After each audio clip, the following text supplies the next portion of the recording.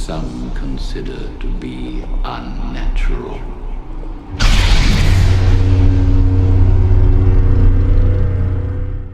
Hey guys, and welcome back to Battlefront Updates. Today I've got a bit of a collection of news regarding 3 different projects. Visceral Star Wars game, Respawn's Star Wars game, as well as the virtual reality Darth Vader project that we so far have quite little details on. I want to give a big shout out to Star Wars Gaming Outpost for compiling all these different articles from other websites into one place. I will leave a link to his website in the description below. So let's start off with Visceral Star Wars game led by Amy Hennig. She recently talked to ILMxLab about the game and offered a few hints.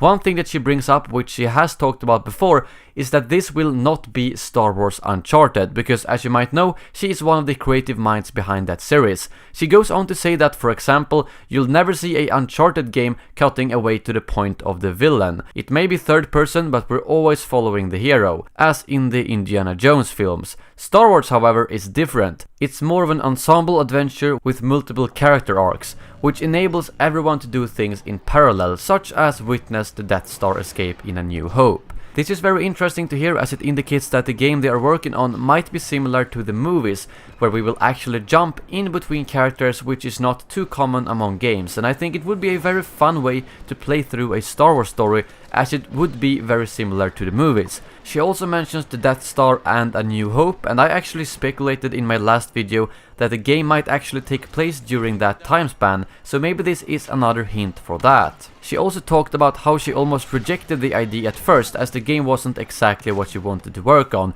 but they worked together to create something that all parties were happy with, and I feel very confident that this might be one of the best Star Wars single-player games to ever come out, considering how long ago it was since we got a proper Star Wars single-player game. This game is due to be released sometime in 2018, I would guess around the holiday, to make use of the movie hype as for the previous games as well. Moving on, we have Respawn's Star Wars game, which I'm honestly even more hyped for just due to the small details we have so far. First off, when Vince Zampella, Respawn's founder, recently talked to IGN, he mentioned how the initial pitch by them to EA was actually rejected and they moved on and started working on other projects. And then about 1 year ago, EA came back and said, well, maybe we want you to do a Star Wars game after all, and they managed to work out all the details, which I'm very glad to hear about. In another chat that Vince had with ILMxLab, he talked about how he would sacrifice visual fidelity for gameplay experience, which I think makes sense considering how good gameplay they've achieved in the Titanfall games, and I would love a lightsaber game with really good gameplay. We've already seen them motion cap with lightsabers, so that's almost a given that we are getting in the game. I mean, it can obviously not look like crap, but it doesn't have to look Battlefront good if the gameplay is fantastic. He also tells us that the Star Wars game they are working on is a third-person action game, which is going to be more about the character and their experiences as opposed to a first-person game. And he goes on to say, you can see them and identify with them a little differently than you can in a first-person game, where it's all about seeing it through your own eyes.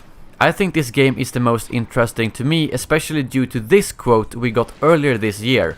Our game features a different style of gameplay and takes place in a different timeline we have yet to explore with our EA Star Wars titles. Considering that we've already seen lightsabers and that the prequel era is the only one not used by EA games so far, I'm pretty sure that we are getting a Clone Wars lightsaber game, which would be absolutely amazing.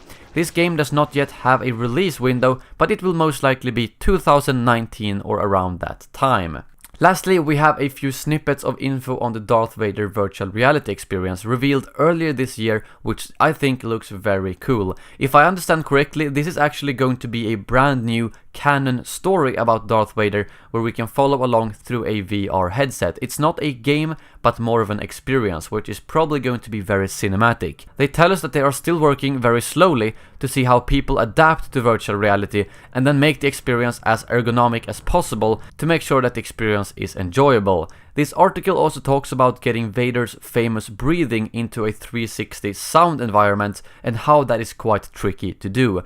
This experience is being developed by ILMxLab, and we still don't have any official release window for this game/experience, but it is something that sounds very exciting in my opinion, and the teaser alone with Palpatine's voice was absolutely phenomenal.